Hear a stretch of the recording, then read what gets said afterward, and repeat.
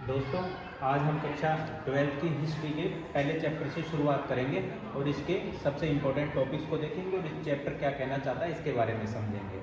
ठीक है, तो पहले चैप्टर का हमारा नाम है ईंट, मनके और अस्थियाँ। और ये जो पहला चैप्टर है ये मुख्य रूप से हड़प्पा सभ्यता पर, पूरा हड़प्पा सभ्यता को कवर करता हुआ ये 12th क्लास का पहला चैप्टर है। अब इसमें देखो, पहली ही लाइन में हमें एक सबसे इम्पोर्टेंट फैक्ट देखने को मिलता है, हड़प्पाई महोर, जो कि हड़प्पा या सिंधु घाटी सभ्यता की सबसे विशिष्ट पुरावस्तु है। अब इसके बारे में हम देखते हैं कि देखो यहाँ पर एक शब्द लिखा हुआ है, सबसे विशिष्ट पुरावस्तु। एग्जामिनर सिर्फ इस एक लाइन से आपके लिए क्वेश्चन बनाएगा कि निम्नलिखित में से कौन सी सिंधु घाटी सभ्यता या हड़प्पा सभ्यता की सबसे विशिष्ट पुरावस्तु है। तो यहाँ पर हमें देखने का होगा कि वो सबसे विशिष्ट पुरावस्तु कौन सी है, हड़प्पाई महोर। तो हड़प्पाई महोर ध्यान रखना, उसमें और भी आपको एग्जाम्पल देखने को मिलेंगे, लेकिन हड़प्पाई महोर को सिंधु घाटी सभ्यता की सबसे विशिष्ट पुरावस्तु माना जाता है। फिर इसके बाद देखते हैं कि ये सेलखड़ी नामक पत्थर की बनाई जाती थी। दूसरा जो क्वेश्चन आता है वो यही आता है कि सिंधु घाटी सभ्यता की जो मोहरें थी वो किस पत्थर की बनाई जाती थी। तो यहाँ में ध्यान रखना होगा वो कौन से पत्थर की बनाई जाती है, सेलखड़ी। अब ये सेलखड़ी पत्थर ही वो क्यों लेते थे, क्योंकि यही वो एक पत्थर था जो कितना सॉफ्ट होता था, जिसको आसानी से किसी भी आकार की मोहर में काटा जा सकता था। इसलिए आप सब ध्यान देंगे कि वो पत्थर कौन सा है, वो सेलखड़ी पत्थर है। फिर इसके बाद इसमें मोहरों पर मुख्य रूप से जानवरों के चित्र हैं। जानवरों में हमें ज़्यादातर ये इस तरीके का एक वृषभ देखने को मिलता है, जिसको एक सींग वाला वृषभ भी कहा जाता है। इसमें ऐसे लिपि के चित्र उत्कीर्ण जिन्हें अभी तक नहीं पढ़ा गया है। तो ध्यान रखना कि सिंधु घाटी सभ्यता की लिपि तो हमें ज्ञात है, लेकिन उस लिपि को अभी तक नहीं पढ़ा गया है। तो वो लिपि के बारे में हमें फैक्ट ध्यान रखना है कि लिपि अभी तक पढ़ी नहीं गई है। फिर हमें उस क्षेत्र में बसे लोगों के जीवन और उनके विषय और उसके पीछे की छोड़ी गई पुरावस्तुएं, जैसे कि आवास, मृदभांड, आभूषण, औजार, मोहरे और दूसरे शब्दों में पुरातात्विक साक्ष्यों के माध्यम से बहुत सारी जानकारी मिली है। तो मुख्य रूप से ये देखा जाता है कि सिंधु घाटी सभ्यता जो कि इतने साल पहले की है, तो सिंधु घाटी सभ्यता के बारे में हमें फैक्ट जो जानकारी है वो कहाँ से मिलती है। तो इसमें बताया गया है कि उनके आवास, मृदभांड, आभूषण, औजार और दूसरे शब्दों में वहाँ से जो पुरातात्विक साक्ष्य मिले उनसे ही हमें सिंधु घाटी सभ्यता का पूरा इतिहास देखने को मिलता है और उसी के आधार पर ये पूरा इतिहास लिखा गया है। बाद में हम अन्वेषणों से जानेंगे कि पुरातात्विक साक्ष्यों की व्याख्या कैसे की जाती थी और इन व्याख्याओं के कैसे कभी बदलाव आता था। यहाँ से मुख्य रूप से सिर्फ इतने ही प्रश्न बनते हैं कि सबसे विशिष्ट पुरावस्तु कौन सी है, कौन से पत्थर की बनी हुई थी, सेलखड़ी की, और लोगों के जीवन के बारे में सिंधु घाटी सभ्यता का जो इतिहास है उनको किन तथ्यों को लेकर के या किन चीज़ों को लेकर के लिखा गया है। तो वो आवास, मृदभांड, आभूषण, औजार, पुरातात्विक साक्ष्यों के आधार पर। फिर उसके बाद में हम अपने दूसरे पॉइंट की तरफ चलते हैं, जिसमें दूसरे पॉइंट में यहाँ से एक सवाल आता है और वो सवाल क्या है उसके बारे में हम देखते हैं कि सिंधु घाटी सभ्यता को कई नामों से जाना जाता है और उसके लिए सबसे जो उपयुक्त शब्द है वो कौन सा है, ये सवाल पूछा जाता है। तो इसका आंसर ऐसे बनेगा कि वास्तव में इसको हड़प्पा सभ्यता के ही कहते हैं, सिंधु घाटी सभ्यता भी कहते हैं, लेकिन सिंधु घाटी सभ्यता अब क्यों नहीं कहा जाता, क्योंकि प्रारंभ में सिंधु घाटी सभ्यता यानी सिंधु नदी के आसपास के क्षेत्रों में सिंधु घाटी सभ्यता पाई गई, लेकिन समय के अनुसार जब और ज़्यादा डिस्कवरीज हुई और ज़्यादा खोज हुई तो सिंधु घाटी सभ्यता सिंधु नदी के अलावा बहुत सारी अन्य नदियों के आसपास भी मिली। इसलिए अब हम सिंधु घाटी सभ्यता का जो नाम है वो इसके लिए इतना यूजफुल नहीं मानते। और एक और दूसरा फैक्ट ये कि इतिहास में आप सभी जानते हो, जब भी कोई नई चीज़ खोजी जाती है तो उस नई चीज़ का जो पहला स्थान होता है उसी के नाम से उस चीज़ को जाना जाता है। यहाँ पर भी ऐसा ही हुआ, इसलिए सिंधु घाटी सभ्यता के लिए सबसे उपयुक्त अगर कोई नाम पूछा जाएगा तो सबसे उपयुक्त नाम होगा हड़प्पा सभ्यता। इसके साथ ही हमने देखा कि हड़प्पा सभ्यता को हम 3 स्टेप से देखते हैं, जिसमें कि इसमें बताया गया एक है प्रारंभिक हड़प्पा, दूसरा है हमारा परिपक्व हड़प्पा और तीसरा इसके बाद का उत्तर हड़प्पा। तो हड़प्पा संस्कृति को हम 3 स्टेप में देखते हैं। प्रारंभिक हड़प्पा का मतलब है जब से हड़प्पा संस्कृति स्टार्ट होना शुरू हुई, जिसको हम प्राक हड़प्पा या प्रारंभिक हड़प्पा भी कहते हैं। परिपक्व हड़प्पा ये दूसरा चरण है जिसमें हड़प्पा संस्कृति अपने पूर्ण विस्तार के साथ थी, और उत्तर हड़प्पा वो हड़प्पा संस्कृति है जब हड़प्पा संस्कृति का पतन आरंभ हो गया और कुछ एक स्थान ही हड़प्पा संस्कृति के हमें देखने को मिलते हैं। तो इस प्रकार हड़प्पा संस्कृति को 3 भागों में बांटा गया। अगर काल की मैं बात करूं तो इस सभ्यता का जो टोटल काल है वो टोटल काल 600 ईसा पूर्व से 6000 ईसा पूर्व से अगर हम बात करते हैं तो 6000 ईसा पूर्व से लेकर के 1900 ईसा पूर्व तक का टोटल काल माना जाता है। आपको टोटल काल ध्यान रखना है, टोटल काल 6000 ईसा पूर्व से 1900 ईसा पूर्व। अगर उसी के बीच में अगर हम प्रारंभिक हड़प्पा सभ्यता या पूर्व हड़प्पा सभ्यता की बात करते हैं तो वो 6000 ईसा पूर्व से 2600 ईसा पूर्व के बाद का माना जाएगा। और परिपक्व जो हड़प्पा सभ्यता है वो 2600 ईसा पूर्व से 1900 ईसा पूर्व की मानी जाएगी। और उसके बाद का जो उत्तर हड़प्पा है वो 1900 से 1300 ईसा पूर्व की मानी जाएगी। तो इस प्रकार से इनको 3 कालखंडों में बांटा गया है। अब इसका जो क्वेश्चन बनेगा, ऐसे ऑब्जेक्टिव टाइप का क्वेश्चन बनेगा, तो वो सीधा सीधा ये बनेगा कि कौन सा काल है, और कोई सा भी एक काल उठा करके, चाहे वो प्रारंभिक हड़प्पा संस्कृति का उठा लिया, परिपक्व हड़प्पा का या उत्तर हड़प्पा का, और उसका मैच करना होगा कि एक्यूरेट जो टाइम है वो कितना है। उसमें थोड़ा सा डिफरेंस आपको देखने को मिलेगा। जैसे ये 6000 ईसा पूर्व से 2600 है, तो हो सकता है इसको 6000 से 2300 या 2500 तक कर दिया जाए। तो आपको ध्यान रखना है एनसीईआरटी के अनुसार 6000 से 2600 ईसा पूर्व तक प्रारंभिक हड़प्पा सभ्यता, और परिपक्व हड़प्पा सभ्यता 2600 ईसा पूर्व से 1900 ईसा पूर्व, और उत्तर हड़प्पा 1900 से 1300 ईसा पूर्व। अब देखो इसमें विशिष्ट हड़प्पा मिट्टी में कि हमें यहाँ से बर्तन मिले हैं, ईंटें मिली हैं। ईंटें दोनों ही प्रकार की थी, पक्की और कच्ची। कच्ची ईंटों का मतलब ये था कि इनको धूप में सुखाया जाता था। हालांकि जब भी हम आगे हड़प्पा संस्कृति के बारे में देखेंगे तो जितने भी दुर्ग वाले जो स्ट्रक्चर हैं, उन दुर्ग वाले स्ट्रक्चरों का जो आधार बनाया गया है वो सब कच्ची ईंटों का बनाया गया है, जबकि पकी हुई ईंटों का इस्तेमाल ज़्यादातर नालियों को बनाने और स्नान घर को बनाने में किया जाता है। इसके साथ अन्य वस्तुओं में हम महुरे देख सकते हैं, बांट देख सकते हैं, मोती, तांबे और कांसे की वस्तुएं देख सकते हैं, साथ ही विभिन्न टेराकोटा की वस्तुएं देख सकते हैं। और हड़प्पा क्षेत्र के अलावा ये हमें अफगानिस्तान, बलूचिस्तान, सिंध और पाकिस्तान, पंजाब के प्रांतों से पाई जाती है। कई बार एक सवाल ये भी बात पूछा जाता है कि हड़प्पा जो संस्कृति थी ये कौन कौन से देशों में, तो उन देशों के नाम हमें अच्छे तरीके से याद कर लेने, अफगानिस्तान, बलूचिस्तान, सिंध और पाकिस्तान वाला इलाका, साथ ही पाकिस्तान के पंजाब वाले प्रांत में। उसके अलावा भारत में जम्मू कश्मीर, पंजाब, हरियाणा, राजस्थान, उत्तर प्रदेश का पश्चिमी भाग, गुजरात और महाराष्ट्र में भी इसके साक्ष्य में प्राप्त हुए। तो ये सिंधु घाटी सभ्यता, उसका समय, कहाँ से वो मिली है और कौन कौन सी चीज़ें मिली है, इसके बारे में हमने अच्छे से देखा। यहाँ से सिर्फ इतना ही क्वेश्चन बनता है, ठीक है। इसके बाद चलते हैं हम नेक्स्ट पेज पे। नेक्स्ट पेज में आपको कुछ विकसित हड़प्पाई पुरा स्थल बताए गए, जहाँ से हमारा मैप वाला 12th क्लास में मैप भी पूछा जाता है। तो यहाँ से सबसे पहले अगर हम देखते हैं तो देखो मैप में सबसे ज़्यादा जो इम्पोर्टेंट कुछ स्थल है, जैसे कि हड़प्पा स्थल, ये हड़प्पा स्थल हो गया। इसके बाद हमारे बात करते हैं मोहनजोदाड़ो की, या आमरीकोट या बालाकोट, ये चनुंदड़ो, कोटदीजी। और आपको ये मैप वाला है जो मैं अलग से एक स्पेशल वीडियो में मैप वर्क कराऊंगा, उसमें मैं आपको ये मैप वाला अच्छे से समझा दूँगा, ठीक है। इसके बाद हम चलते हैं नेक्स्ट पेज। यहाँ आरंभ, अब सिंधु घाटी सभ्यता का जो आरंभ हुआ वो किस तरीके से हुआ उसके बारे में यहाँ थोड़ा बताया गया है। जैसे कि हमने पहले भी देखा था कि हड़प्पा संस्कृति का अगर हम आरंभ मानते हैं तो 6000 ईसा पूर्व के आसपास बताया। तो वहाँ देखो क्या हुआ कि हड़प्पा संस्कृतियाँ एक शहरी नगरी, जिसको हम कहते हैं नगरीकरण की सभ्यता थी, या शहरी संस्कृति जिसको कह सकते हैं वो थी। ये संस्कृतियाँ जब अपने पूरे उसमें आई, एक तरीके से विकसित रूप में आई, तो उससे पहले भी कुछ ऐसी संस्कृतियाँ थी जो इनसे पहले चलती थी, उसके बारे में यहाँ पर बताया गया। और इन संस्कृतियों को हम अपने विशिष्ट मृदभांड शैली के द्वारा पहचानते हैं कि मृदभांड यानी यहाँ के बर्तनों की जो शैली थी उनके आधार पर इनको नाम दिया गया। इस क्षेत्र में विकसित हड़प्पा से पहले भी कई संस्कृतियाँ अस्तित्व में थी, और ये संस्कृतियाँ विशिष्ट मृदभांड शैली से संबंधित थी। इस संदर्भ में हमें कृषि, पशुपालन और कुछ शिल्पकारी के साक्ष्य भी मिलते हैं।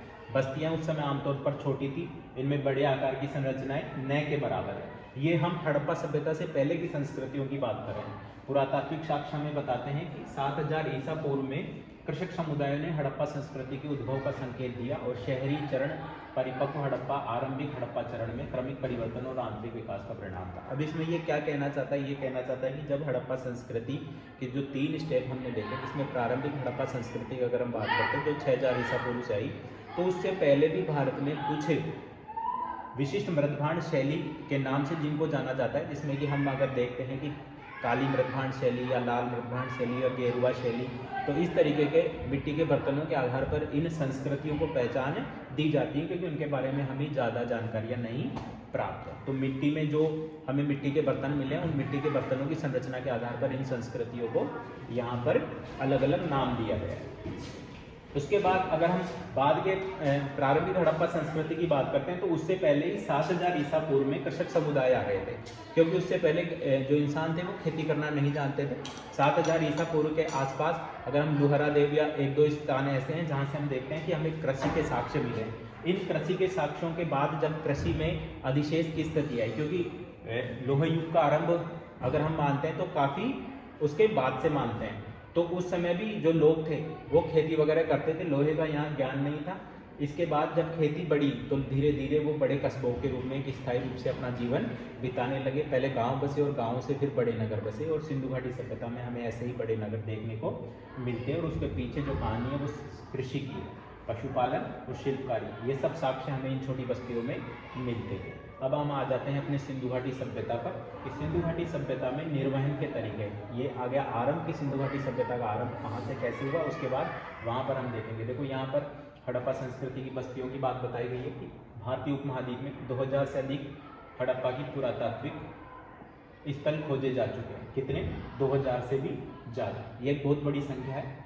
अधिकांश स्थल हमें सिंधु और सरस्वती नदी घाटियों के बीच पाए गए, और लगभग 2/3 बस्तियां सरस्वती बेसिन में थी, जो अत्यधिक महत्व दर्शाती है। 5 प्रमुख शहरों की पहचान की गई है, वो है राखीगढ़ी, मोहनजोदाड़ो, हड़प्पा, धोलावीरा और गगनवेरी वाला। इसके अलावा ये क्षेत्रीय केंद्रीय केंद्र थे, कृषि, गांव, बंदरगाह और विनिर्माण के ये केंद्र हुआ करते थे। अब ये सारी बातें कि लगभग 2000 के आसपास हड़प्पा की पुरातात्विक स्थल खोजे जा चुके हैं। 2 नदियों के किनारे मिले, सिंधु और सरस्वती, इसलिए अब जब सिंधु थी तब सिंधु घाटी सभ्यता के नाम से जाना गया, जब सरस्वती में भी मिली तो अब इसके लिए उपयुक्त नाम हड़प्पा ही रहा।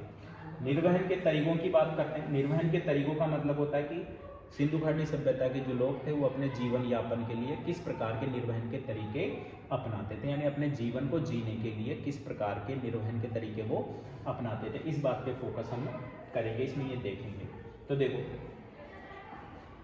आपने मानचित्र में देखा होगा कि विकसित हड़प्पा संस्कृति कुछ ऐसे स्थलों पर पनपी है जहाँ पर पहले से ही आरंभिक हड़प्पा संस्कृतियाँ अस्तित्व में थी।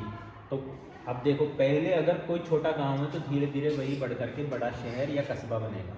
तो यहाँ पर भी यही आया कि विकसित हड़प्पा संस्कृति के अगर हम कुछ क्षेत्रों को देखेंगे तो वहाँ पर पहले से ही हमें आरंभिक हड़प्पा संस्कृतियाँ देखने को मिलती है। इन संस्कृतियों में कई तत्व हैं जिनमें निर्वहन के तरीके भी शामिल थे। अब निर्वहन के तरीकों का मतलब कि जीवन निर्वहन वो किस प्रकार से करते थे। जैसे हड़प्पा सभ्यता के जो निवासी थे वो कई प्रकार के पेड़ पौधों से प्राप्त उत्पाद, तो पहला तो आ गया कि पेड़ पौधों से प्राप्त उत्पाद का वो इस्तेमाल करते थे, और जानवरों में जिनमें मछली भी शामिल थी वो उसको भी अपने भोजन के रूप में इस्तेमाल करते थे। तो यहाँ पर आया कि जीवन निर्वहन के तरीकों में वो किसका इस्तेमाल कर रहे हैं? पेड़ पौधों से प्राप्त उत्पादों का, और दूसरा जानवरों में जिनमें मछलियाँ भी शामिल हैं। जानवरों का भी हम देखेंगे कौन कौन से जानवर थे। इसमें प्राप्त भोजन वो करते थे। यहाँ जले हुए अनाज के दाने मिले हैं, ये हमें ध्यान रखना होगा कि अनाज उगाना वो जानते थे, और यहाँ से हमें जले हुए अनाज के कुछ दाने मिले हैं। बीजों की खोज से पुरातत्वविद आहार संबंधी आदतों के विषय में जानकारी प्राप्त करने में सफल हो गए हैं कि बीज मिले हैं, यानी अगर अनाज के दाने मिले हैं तो वो आहार संबंधी उनकी आदतें अच्छी रही होगी, वो फसल उगाते होंगे, उससे अपना जो खाना भोजन था वो करते होंगे। इस का अध्ययन पूरा वनस्पति विज्ञ करते हैं, जो प्राचीन वनस्पति शास्त्र का अध्ययन भी करते हैं। देखो, हड़प्पा स्थल से हमें कौन कौन से देखते हैं तो कौन कौन से अनाज के दाने मिले हैं। यहाँ अनाज के दानों में ध्यान रखना कि आपको गेहूं, जौ, दाल, सफ़ेद चना और तिल शामिल थे। अब यहीं से वो एक क्वेश्चन उठा लेता है, वो कुछ अनाजों को क्या करता है, एक सीक्वेंस में लगाता है और कहता है कि सिंधु घाटी सभ्यता के लोग किन अनाजों के जानकार थे या कौन से अनाजों को अपने भोजन में वो इस्तेमाल करते थे। तो यहाँ हमें देखना पड़ेगा कि गेहूं, जौ, दाल, सफ़ेद चना और तिल इसमें शामिल है, तो आपको ये ध्यान रखना पड़ेगा। साथ ही उन्होंने लिख रखा है कि गुजरात में हमें बाजरे के दाने मिले, तो ये सवाल अलग से उठ करके आता है। हो सकता है वो सही गलत के सेंटेंस में आपसे सवाल पूछ ले, कैसा भी पूछ ले, तो ध्यान रखना होगा कि बाजरे के जो दाने हैं उसके अवशेष हमें गुजरात में मिले। चावल के दाने मिले हैं लेकिन अपेक्षाकृत कम है। जो सबसे ज़्यादा इस्तेमाल होता है, जौ को उस समय यव कहा जाता था और जौ का इस्तेमाल काफ़ी होता था। बाद में अगर हम वैदिक संस्कृति की बात करेंगे तो वहाँ तक भी जौ काफ़ी प्रमुख खाद्यान्न के रूप में इस्तेमाल किया जाता है। अब हड़प्पा स्थलों से मिली जानवरों की हड्डियों में, यानी हमने अनाजों की बात करी, अनाजों के बाद हम बात करेंगे कि वो किस किस प्रकार के जानवर का इस्तेमाल करते थे या जानवरों से वो परिचित थे। तो हड़प्पा स्थल से मिले जानवरों की हड्डियों में हमें मवेशियों की हड्डियाँ मिली है, जैसे भेड़, बकरी, भैंस, सूअर, इनकी सबकी हड्डियाँ यहाँ पर शामिल है। पूरा प्राणी विज्ञानियों अथवा जीव पुरातत्वविदों के द्वारा किए गए अध्ययन से संकेत मिलता है कि ये सारे के सारे जानवर पालतू थे। अब पालतू जानवर से पता लगता है कि ये बाड़ों में रहते थे या इनको एक तरीके से कृषि कार्यों में इनका इस्तेमाल किया जाता था और ये पालतू जानवर माने जाते थे। जंगली प्रजातियों के भी कुछ जानवरों की यहाँ हड्डियाँ मिली हैं, जिनमें जो जंगली सूअर होता है उसकी, हिरण की और घड़ियाल की हड्डियाँ भी मिली हैं। हम ये नहीं कह सकते हैं कि प्राक हड़प्पा, ये जो हड़प्पा निवासी थे वो स्वयं इन जानवरों का शिकार करते थे या आर्किड समुदाय से इनका मांस प्राप्त करते थे, या मछली और पक्षियों की हड्डियाँ भी हमें मिली। अब एक सवाल हमारे सामने ही छोड़ जाते हैं, क्या सवाल छोड़ जाते हैं जिसका इतिहासकार जवाब नहीं दे पाए कि यहाँ पर हमारे सामने ये जानवर तो मिले हैं और इन जानवरों के हमें अवशेष भी मिले हैं, लेकिन ये खुद इन जंगली जानवरों का, यहाँ पालतू जानवरों की बात नहीं करें, हम यहाँ जंगली जानवरों की बात कर रहे हैं। जंगली जानवरों में जो जंगली सूअर है वो, हिरण है वो और घड़ियाल है वो, तो क्या ये इन जंगली जानवरों का खुद शिकार करते थे या फिर किसी जो शिकारी समुदाय के लोग थे वो उनका शिकार करके इनका मांस वगैरह इनको बेचा करते थे? तो इस तरीके की हमें कोई जानकारी नहीं मिली है कि वास्तव में होता क्या था। यहाँ पर आरंभिक हड़प्पा सभ्यता के कुछ क्षेत्र बताए गए।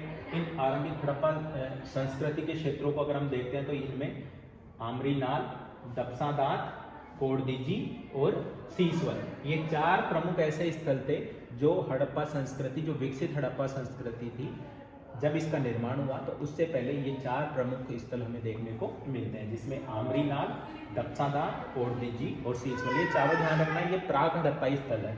तो एक सीक्वेंस बना करके पूछा जा सकता है कि कौन से प्राक हड़प्पाई स्थल है। ये चारों एक लाइन में आएंगे और अलग अलग जो ऑप्शन होंगे उनमें हो सकता है कि कोई प्राक हड़प्पा के अलावा वाला, यानी कि हम जिसको देखते हैं विकसित हड़प्पा संस्कृति और उत्तर हड़प्पा संस्कृति, उसका कोई एक स्थल होगा। अब हम उसके बाद कृषि प्रौद्योगिकी की बात करते हैं। हमने देख लिया कि सिंधु घाटी सभ्यता के लोग अनाजों के बारे में जानकारी प्राप्त थी, तो वो खेती भी करते होंगे। तो खेती के अवशेष हमें कहाँ से मिले और किस प्रकार की खेती की जाती थी, फसलें कैसे बोई जाती थी, क्या खुरेज करके बोया जाता था या फिर हलों का इस्तेमाल होता था या अनाजों को बिखेरा जाता था, किस प्रकार की कैसी खेती रहती थी, क्या औजार थे, उसके बारे में हम इसमें देखेंगे। तो कृषि प्रौद्योगिकी से संबंधित एक बड़ा सवाल भी पूछा जा सकता है कि सिंधु घाटी सभ्यता में जो कृषि प्रौद्योगिकी थी वो किस प्रकार की थी।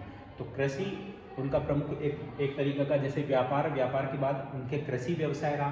तो कृषि कैसे करते थे इसके बारे में हम जानकारी देखते हैं। अनाज के दानों से कृषि के संकेत मिलते हैं, पर वास्तविक कृषि की विधियों के विषय में स्पष्ट जानकारी मिलना कठिन है।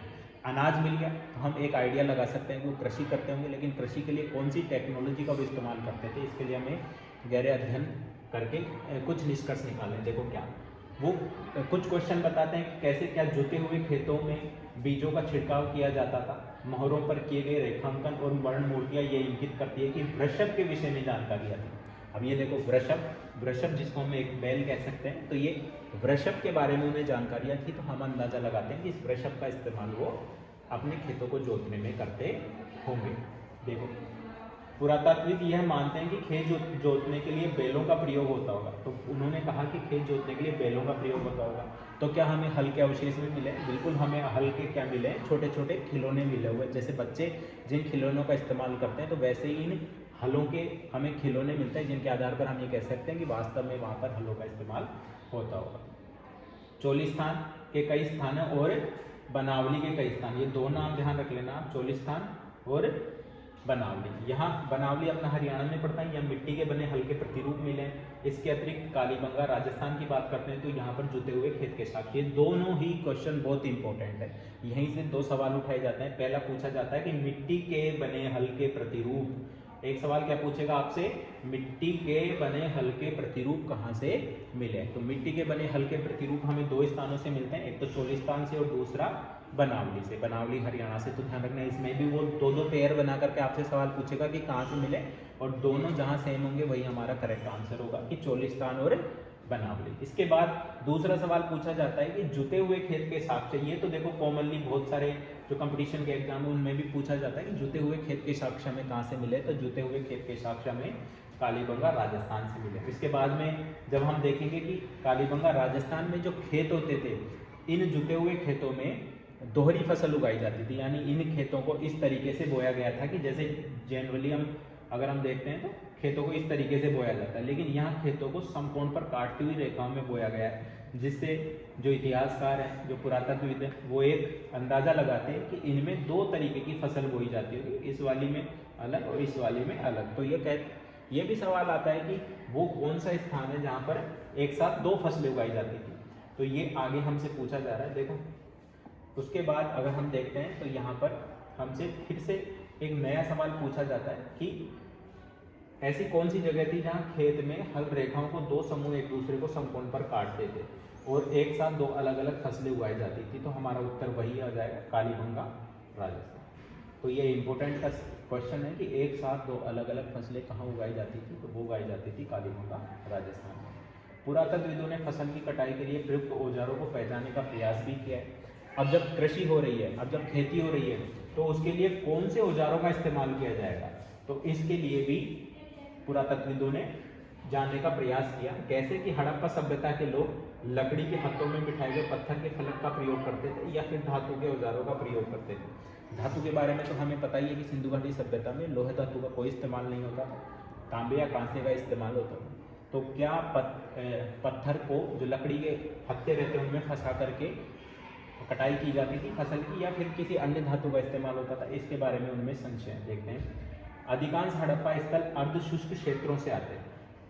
अब हम बात करते हैं कि जब खेती हो रही है तो खेती होने के लिए हमें पता है कि सिंचाई की भी आवश्यकता होगी, क्योंकि कुछ फसलें ऐसी होती हैं जिनके लिए बाद में पानी देने की आवश्यकता पड़ती है। तो क्या सिंधु घाटी सभ्यता में सिंचाई के भी कुछ अवशेष हमें मिले, तो इसके बारे में आगे बात आती है। अधिकांश जो हड़प्पाई स्थल है वो कौन से क्षेत्रों में थे, अर्धशुष्क। ये भी सवाल कई बार पूछ लिया जाता है, अधिकांश हड़प्पाई स्थल कौन से क्षेत्रों में, तो अर्धशुष्क क्षेत्रों में स्थित थे। इसके लिए इनकी सिंचाई की आवश्यकता पड़ती होगी। अब सिंचाई के जो अवशेष मिले हैं, नहरों के जो अवशेष, ये ही दूसरा सवाल हमसे पूछा जाता है कि नहरों के कुछ अवशेष मिले हैं, ये नहरों के अवशेष हमें किन स्थानों से मिलते हैं, तो नहरों के जो अवशेष हैं हमें दो स्थानों से मिलते हैं, अफगानिस्तान में शोरतुगुई नामक स्थान, ठीक है। अफगानिस्तान में कौन सी जगह से मिले हैं, ये शोरतुगुई नामक स्थान से नहरों के कुछ अवशेष हमें मिले हैं। देखो परंतु पंजाब और सिंध में ऐसा नहीं है, यहाँ प्राचीन नहरें बहुत पहले ही गाद से भर गई थी। ऐसा भी हो सकता है कि कुओं से प्राप्त पानी का प्रयोग किया जाता होगा। तो नहरों के अवशेष हमें मिले हैं शोरतुगुई से। अब उसके बाद जलाशय का भी आएगा, तो ये क्वेश्चन ध्यान रखना कि नहरों के अवशेष कहाँ से मिले, अफगानिस्तान के शोरतुगुई से, जहाँ से नहरों के माध्यम से सिंचाई करके खेती की जाती होगी। उसके बाद हम अगर आगे चलते हैं तो आगे देखते हैं। देखो सिंचाई के लिए जलाशय का प्रयोग, तो धोलावीरा से जलाशय का प्रयोग। अगर नहर का पूछा जाएगा तो अफगानिस्तान के शोरतुगुई से, और जलाशय का पूछा जाएगा तो धोलावीरा गुजरात से। ये दोनों बातों को ध्यान रखना, दोनों ही हो सकता है कि ऑप्शन में आपको दोनों ही तरीके की चीज़ें दे दी जाए, वहाँ धोलावीरा भी ऑप्शन में हो और वहाँ पर शोरतुगुई भी ऑप्शन में हो।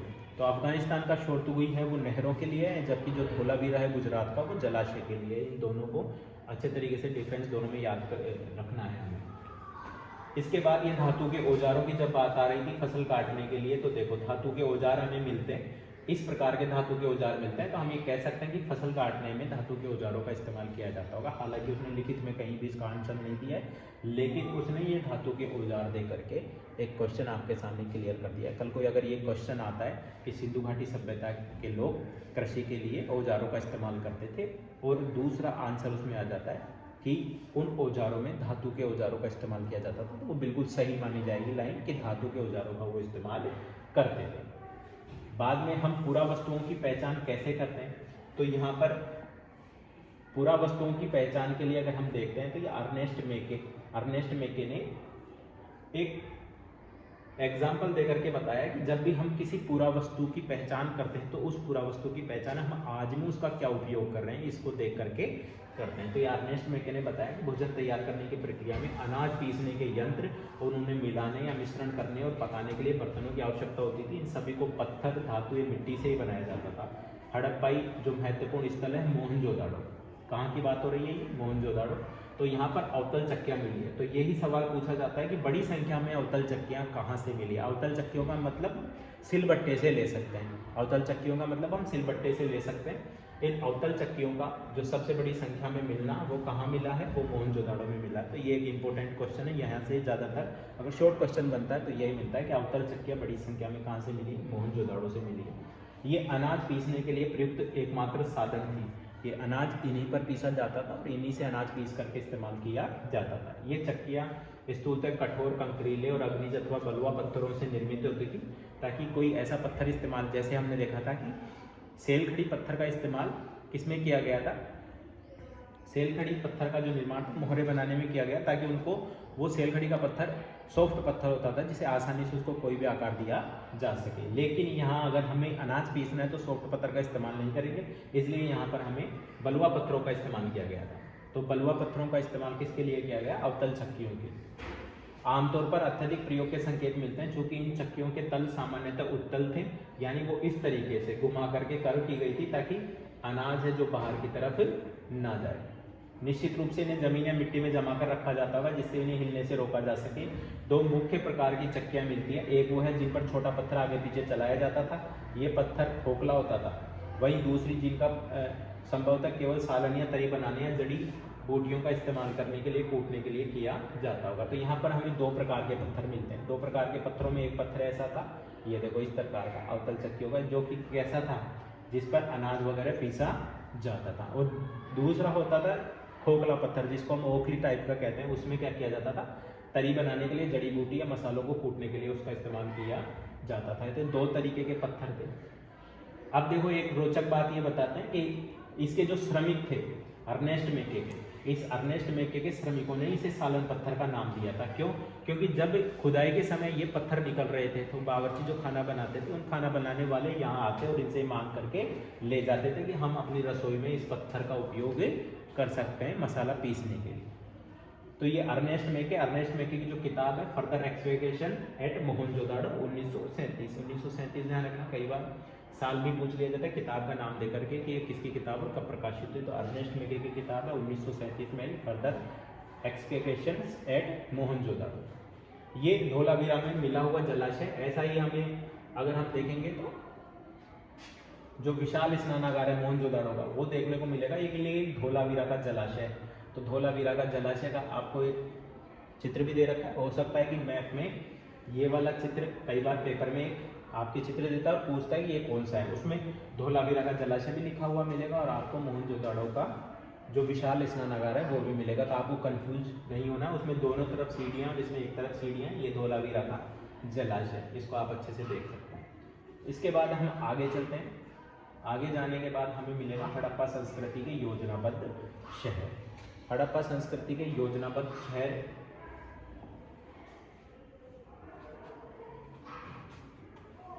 हड़प्पा संस्कृति के योजनाबद्ध शहर की अगर हम बात करते हैं तो यहाँ हमें सबसे पहला जो शहर है उसका अगर डिटेल्स हमें बताया गया तो वो मोहनजोदाड़ो की बात हुई है। अगर हम बात करते हैं हड़प्पा संस्कृति के सबसे योजनाबद्ध शहर की, तो योजनाबद्ध शहर का मतलब होगा जिसको योजना बना करके बसाया गया है। मोहनजोदाड़ो की बात ही क्यों होगी? क्योंकि हड़प्पा स्थल के बारे में आपको पता होगा कि जब 1921 में हड़प्पा संस्कृति इसका स्थल की खोज हुई तो उससे पहले ही क्या किया जा चुका था, उस जो लाहौर से कराची तक रेलवे लाइन बिछाई गई थी, उस रेलवे लाइन में हड़प्पा शहर से बहुत सारी ईंटें निकाली गई थी, जिसके कारण ये शहर हमें इतने अच्छे ढंग से नहीं मिला। इसीलिए मोहनजोदाड़ो के बारे में जब अच्छे से खोज हुई तो मोहनजोदाड़ो को ही क्या किया गया है, अच्छा शहर मान करके मोहनजोदाड़ो की बात बताई गई है कि ये एक योजनाबद्ध शहर था।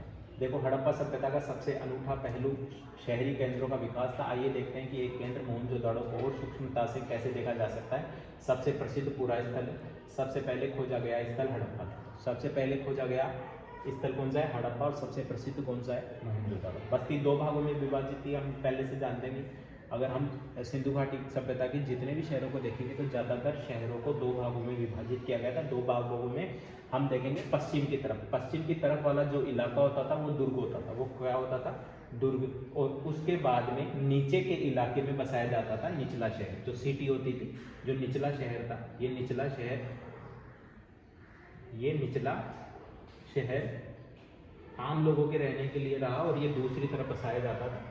ये होता था ईस्ट की तरफ और ये होता था वेस्ट की तरफ। तो कई बार ये भी सवाल पूछा जाता है कि दुर्ग हमेशा किस तरफ बसाए जाते थे? ये पश्चिम की तरफ बसाए जाते थे। और इनको एक आधार लेकर के, मैंने बताया ना तो आपको कि कच्ची ईंटों का एक आधार लेकर के और उस आधार के ऊपर इस दुर्ग को बसाया जाता था। चारों तरफ इस दुर्ग के परकोटा बना हुआ रहता था, इसको घेरा जाता था।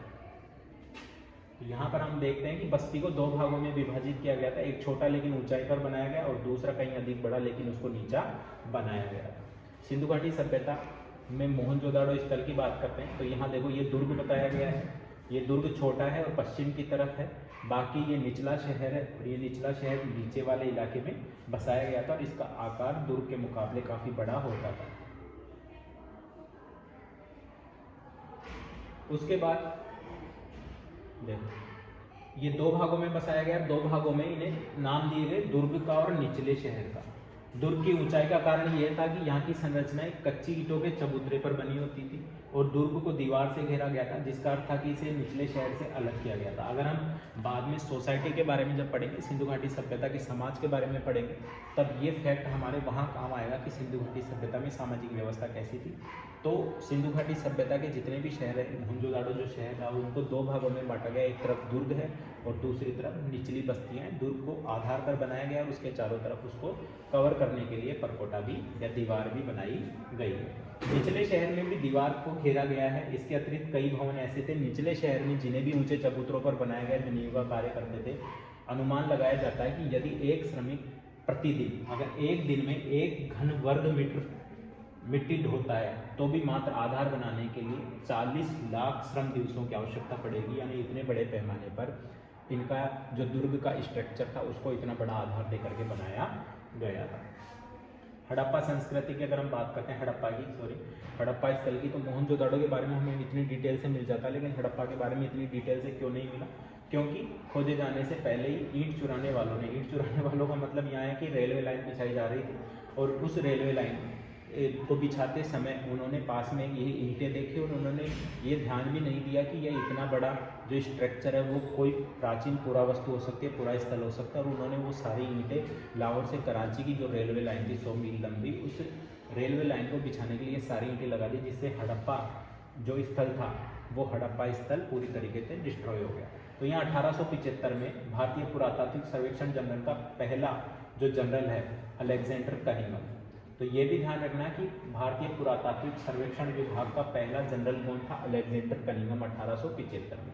इन्हें भारतीय पुरातत्व का जनक भी कहा जाता है। यहाँ से दो छोटे सवाल बनते हैं, भारतीय पुरातत्व का जनक किसे कहा जाता है? Alexander Cunningham. और भारतीय पुरातात्विक सर्वेक्षण विभाग के जो पहले जनरल रहे वो कौन थे? वो भी अलेक्जेंडर कनिंघम थे। प्राचीन स्थल से लाई गई ईंटों की मात्रा लगभग 100 मील लंबी, मतलब प्राचीन स्थल से इतनी ईंटें ले ली गई जो कि 100 मील लंबी लाहौर से लेकर के मुल्तान के बीच की रेल पटरी के लिए ईंटें बिछाने के लिए पर्याप्त थी। इस प्रकार इस स्थल की प्राचीन संरचनाएं नष्ट कर दी और मोहनजोदाड़ो हमें बेहतरीन ढंग से संरक्षित दिखाई देता है। तो ये अगर मोहनजोदाड़ो पर नज़र डल गई होती तो आज हम हड़प्पा को पढ़ रहे होते, मोहनजोदाड़ो को नहीं पढ़ रहे होते। तो मोहनजोदाड़ो इतने अच्छे स्थल से इतने अच्छे तरीके से हमें मिलता है। उसके बाद देखो यहाँ पर एक बार चबूतरों को यथास्थान बनाने के बाद शहर का सारा भवन निर्माण कार्य चबूतरों पर एक निश्चित क्षेत्र तक ही सीमित था। आपने एक स्ट्रक्चर बना दिया, अब आपको पूरी बिल्डिंग उसी स्ट्रक्चर के ऊपर बनानी है। इसीलिए कहते हैं कि पहले बस्ती का नियोजन।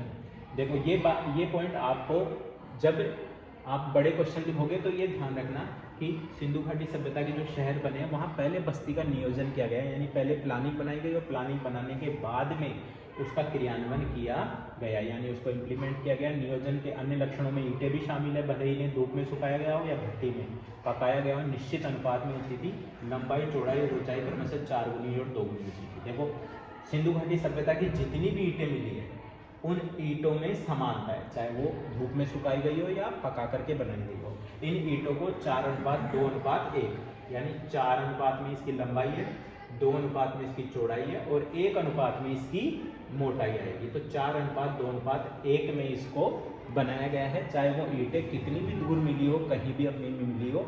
बाद में हम जब नगर नियोजन पढ़ेंगे तो उसमें ये बताएंगे कि कोई भी एक प्रमुख व्यक्ति था जो इस तरीके का पहले से मैनेजमेंट बना करके चलता था कि आधार बनाया जाएगा, उस पर पूरी बस्ती बनाई जाएगी और बस्ती का नियोजन करने वाला तो एक प्रमुख शक्ति रही होगी। तभी ये सारी चीज़ें इतने बड़े क्षेत्र में एक साथ चल सकती है कि ईंटों के आकार को 4:2:1 में बनाया गया था, चाहे वो ईंटें कैसी भी रही हो, चाहे कच्ची हो चाहे पक्की हो।